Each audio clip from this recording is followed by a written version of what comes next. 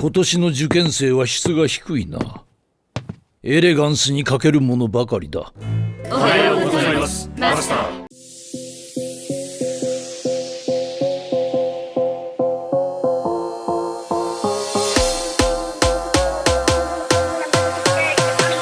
ベリーエレガント。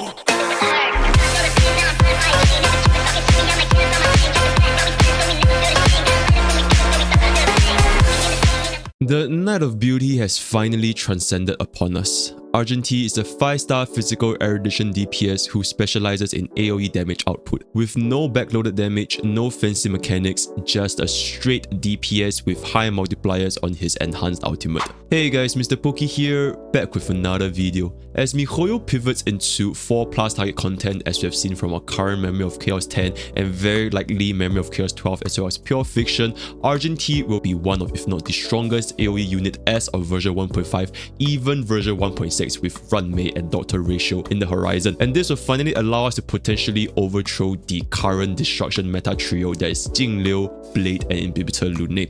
For players who are lacking really strong AOE units like Kafka, Himiko and Jingyuan, they can definitely consider pulling for Argenti in preparation for multi-target content. This guide will be going through his general kit, eidolons, relics, lightcones as well as team compositions, and without further ado, let's get into today's content. So talking about his abilities first, Argenti is one of if not the most simplistic kit we have seen so far. Because of how straightforward Argenti is, this makes him extremely easy to understand and utilize for new and old players. His basic attacks is essentially a very normal basic attack, nothing too special, and for most hypercarries, this will never be used unless players face skill point issues. Next, for his skill, he does 120% of attack to all enemies, and we will be using this skill every turn to generate the maximum energy in order to achieve our 3-turn enhanced ultimate cycles or even 2 turns enhanced ultimate cycles. Nothing too special, but Argenti's skills ties to his talent, which generates more energy per target hit, and then we'll be going through this a little bit later when we're talking about his talent. First, we're going to be discussing his ultimate, which is his bread and butter. For the base ultimate, the non-enhanced version at only 90 energy, he'll be dealing 160% of his attack to all enemies. We will be explaining this a little bit further in the energy thresholds, but Argenti's base ultimate could be used freely without heavily impacting his enhanced ultimate uptime, considering that his ultimate is also generating additional energy as per his talent.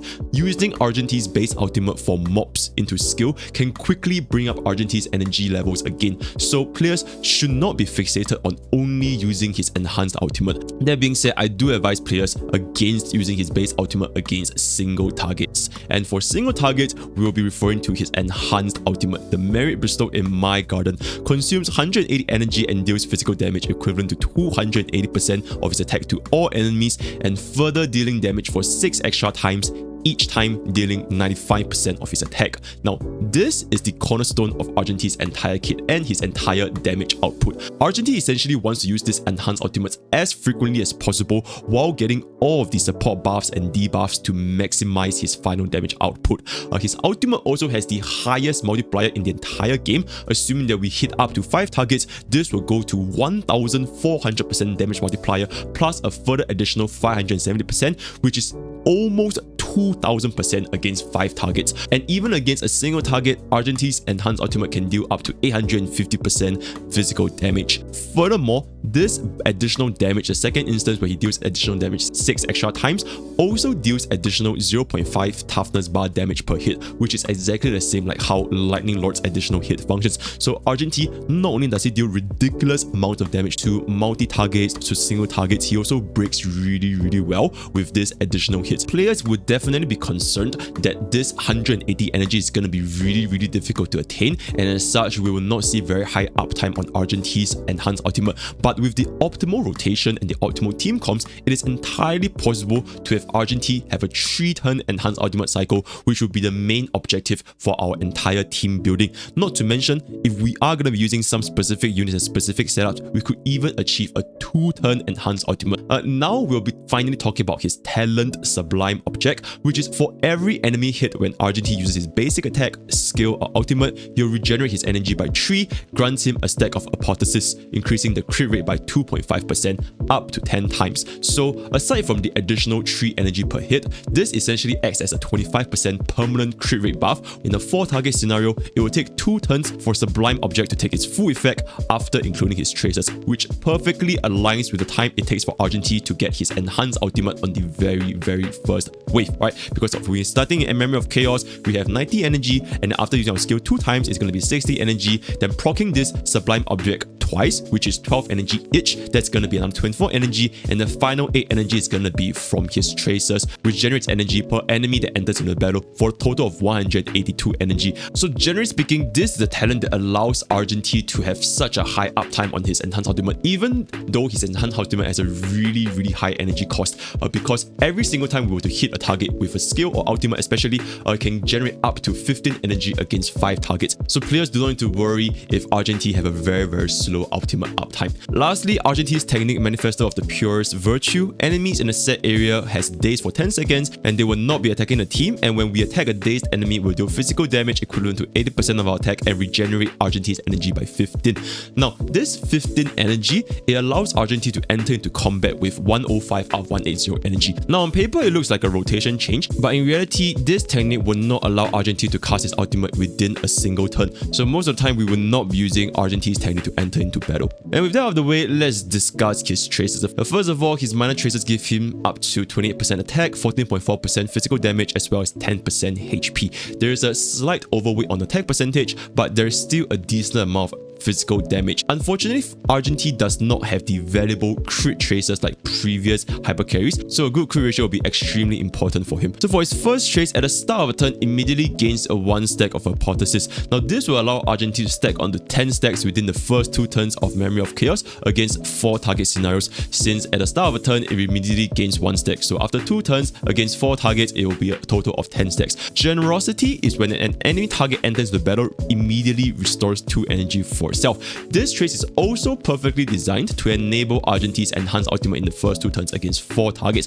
as seen from the previous energy rotation, with the 8 energy being the energy generated from Generosity. Furthermore, especially when it comes to content like Pure Fiction or even Simulated Universe with multi-wave combat, this additional energy will definitely ramp up and allow Argenti to maintain a good uptime on his enhanced ultimate. Lastly, Courage deals 15% more damage to enemies whose HP is 50% or less. Now this is useful to execute mobs or low HP targets, but this effect is not efficient from a hypercarry standpoint. Now as a hypercarry, Argenti will ideally deal as much damage as possible from the very first big combo, right? We'll be stacking up our support buffs with our enhanced ultimate, and assuming we do have a proper relic and trace investment, the very first hypercarry combo should deal more than 50% of the target's HP, if not outright killing them. Now moving on to helpful tips. First of all is Argenti's role is straightforward and fixed as an AOE hypercarry. There isn't a lot of wiggle room for Argenti to adjust his standing into any other roles or team comps such as sub DPS, because his entire design is very simplistic and very direct, right? We give Argenti as much support buffs and debuffs as possible, we improve his enhanced ultimate frequency, and we use Argenti in contents with high number of enemy targets. Although his ultimate's secondary hit can be condensed into a single target for 850% total damage multiplier, majority of Argenti's kit such as his energy regeneration as well as the crit rate traces, they're still all tied to high numbers of enemy targets. So if we are going to be using Argenti for content with limited targets, like only 1 target or 2 targets, this will definitely impact his ultimate uptime, which will therefore reduce the final damage output throughout the course of the battle, and as such, other units might be more suitable as compared to Argenti for low number of targets. Argenti's damage is very heavily weighted towards his ultimate, with his enhanced ultimate dealing 70 to 80% of his entire damage output. So to fully utilize this, there may be situations where players would actually use Argenti's basic attack over his skill,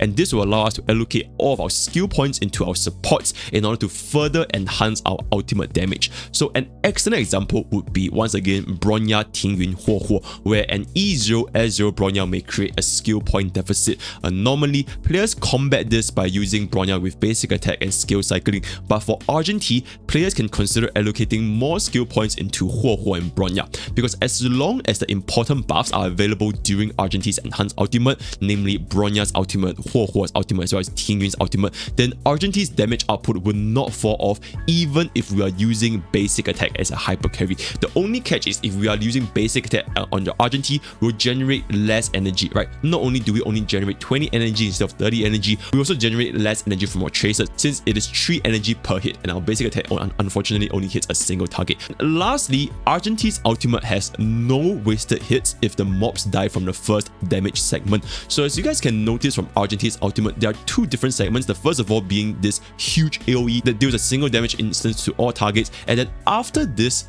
instance, it will be the 6 additional hits spread between the remaining targets. So unlike Jingyuan's Lightning Lord, who suffers from a damage overflow if mobs are dead amidst his Lightning Lord strikes, Argenti's ultimate will only target the remaining targets after the first damage segment cleared all the mobs. This makes Argenti's enhanced ultimate have an extremely efficient and smart targeting system, allowing Argenti to deal respectable amounts of damage even in a single target scenario. Now moving on to his Eidolons. Generally speaking, Argenti's Eidolons are not as impactful compared to like previous hypercarry so far, like Jingliu's Eidolons, Imbibitor Lunae's Eidolons, or even Kafka's Eidolons. So quickly going through them, his very first Eidolon, it is essentially a 40% crit damage buff, which translates into a 12% final damage increase. This 12% final damage up will also experience diminishing values the better our Argenti's crit damage stats get. And this can be commonly obtained not only from better relics, better crit values, but also from Lightcones, Bronya, as well as Yukong. So it is something for players to keep in mind. But comparatively speaking, if you take a look at the chart over here,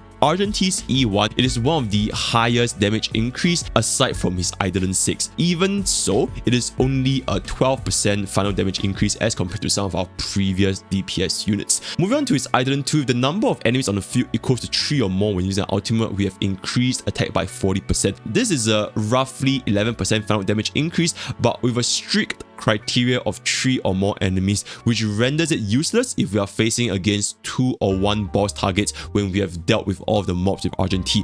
Secondly, attack percentage buffs are also extremely common with all of our harmony supports. So while in paper this is an 11% final damage increase, but in reality we might not even be able to see the full benefits whenever we face against a single target or whenever we add all the previous buffs from our support targets. Moving on to his Eidolon 4, at the start of battle we gain 2 stacks of apotheosis and increase the maximum stack of the talent by 2. So with Eidolon 1, this will give Argenti, instead of a 25% crit rate and 40% crit damage, to now a 30% crit rate and 48% crit damage. This is very useful for players who lack good relic investments, so early game whales who just entered the game will definitely find some value in Argenti's Eidolon 4. And moving on to his Eidolon 6, when using ultimate, we ignore 30% of the target's defense. This is Argenti's game-changing Eidolon.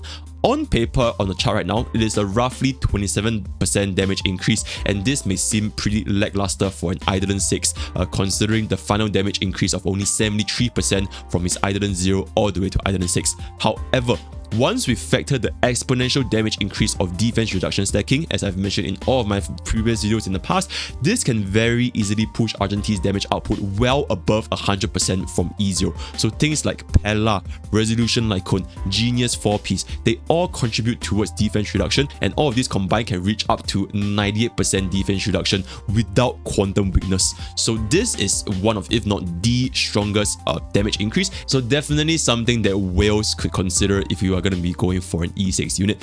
In summary, Argenti is perfectly viable at E0. His Eidolons do not provide as much damage output increase as compared to the previous limited DPS, although Argenti's E6 defense ignore can compound very quickly with external defense down sources. Now, talking about Argenti's energy thresholds, the majority of Argenti's damage output comes from his ultimate, and as such, we would want to maintain ideally a 3-turn enhanced ultimate cycle.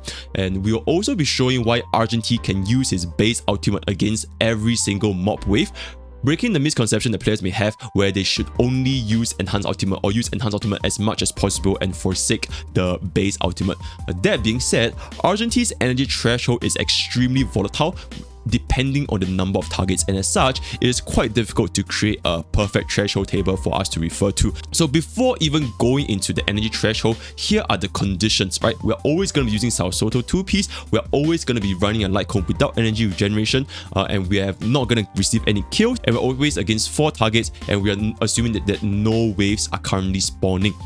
Eidolons also do not affect Argenti's trace energy regeneration because it only increases his crit rate and not his energy regen. It's always going to be permanently fixed at 3 per target. So with that out of the way, the first condition is where we use Argenti's base ultimate against 4 targets. And as you can see, after using his base ultimate, will generate 107 energy. The very first 4 times 2, which is his trace from his generosity when we first enter into battle, 30 from using a skill a single time, and then 4 times 3 plus 4 times 3 from the 4 target hit using our skill and our ultimate, 5 energy from our base ultimate cost, and the 40 energy from killing all 4 targets, which brings us to a total of 107. So as you can see here, Argenti can literally cast our base ultimate every single wave as long as we kill the 4 targets. Meaning to say, for most situations, if we want to use Argenti in overall farming, similar to universe, as long as there are mobs, Argenti using his base ultimate is a very good idea instead of saving all the way to 180 energy and unleashing it against a mob wave. Not only is there wasted energy because most of the time the mobs are already dead, it is not very energy efficient because this rotation is very comfortable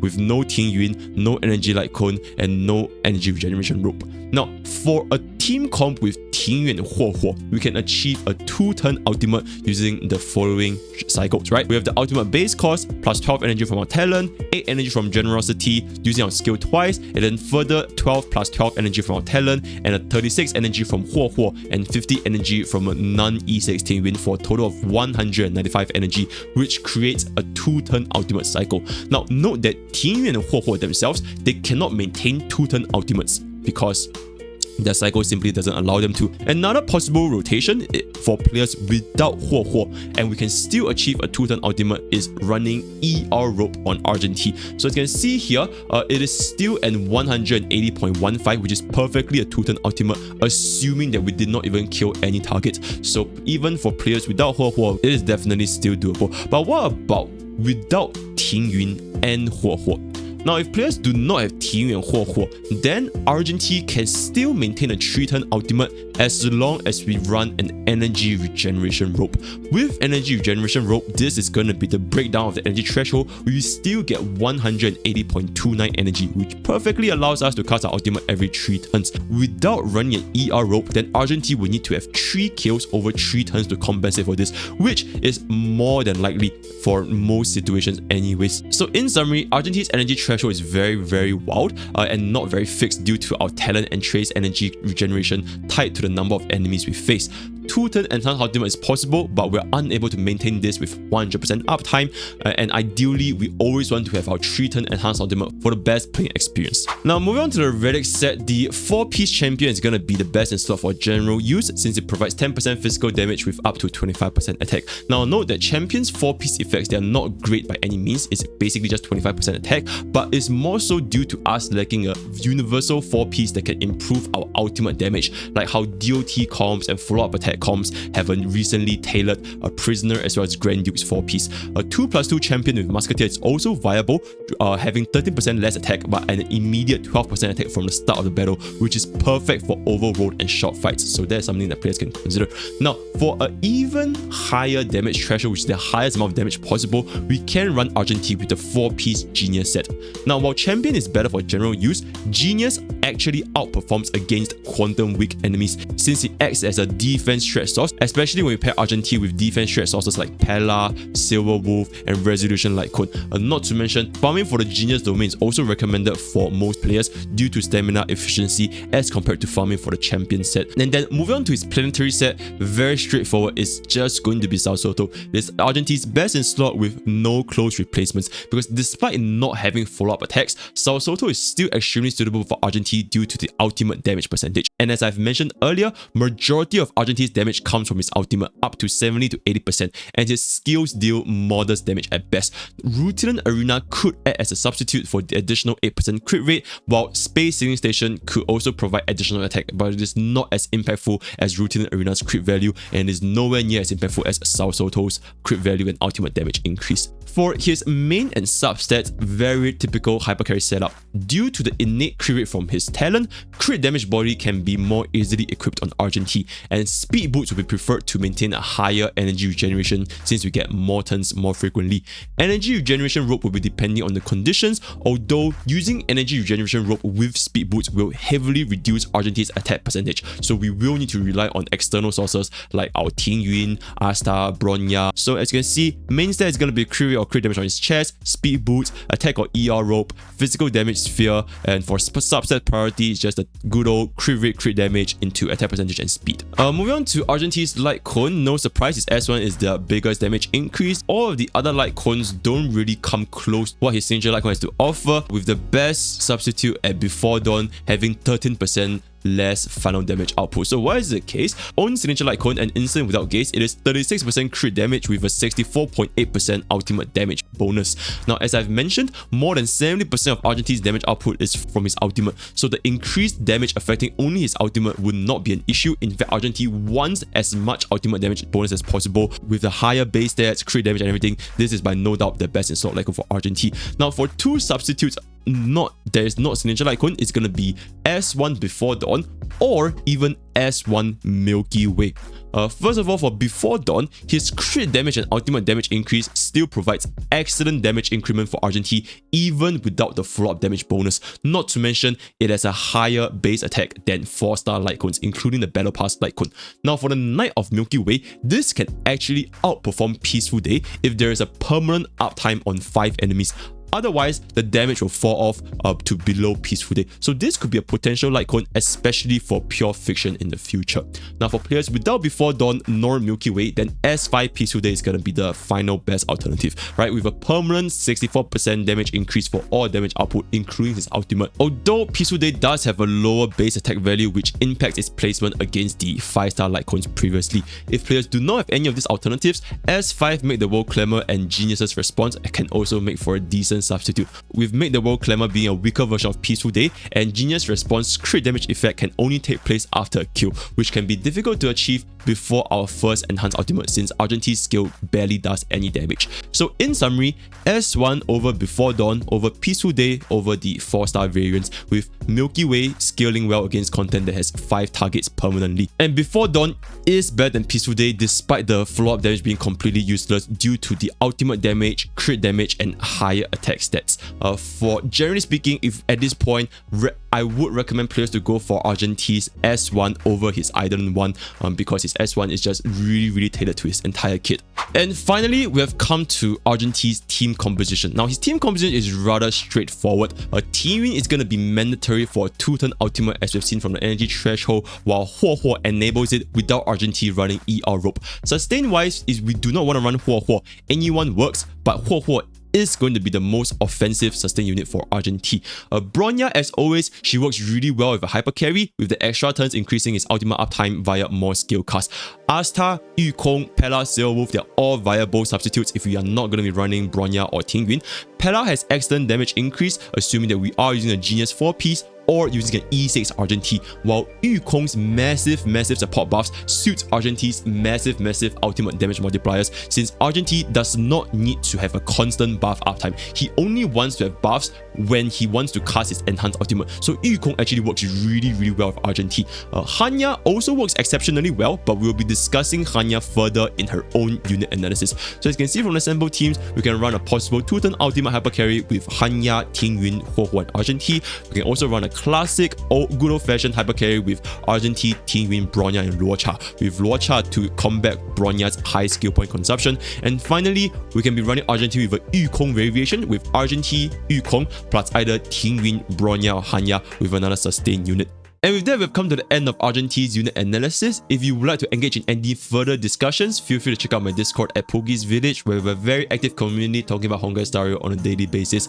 If you guys would like to check out my stream, that's going to be twitch.tv/MrPokke, where I'll be streaming 2 to 3 times a week. Schedule will be updated on Discord as well.